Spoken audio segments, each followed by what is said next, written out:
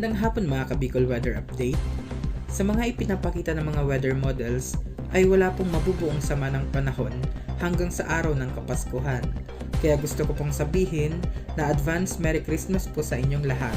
Maraming salamat po.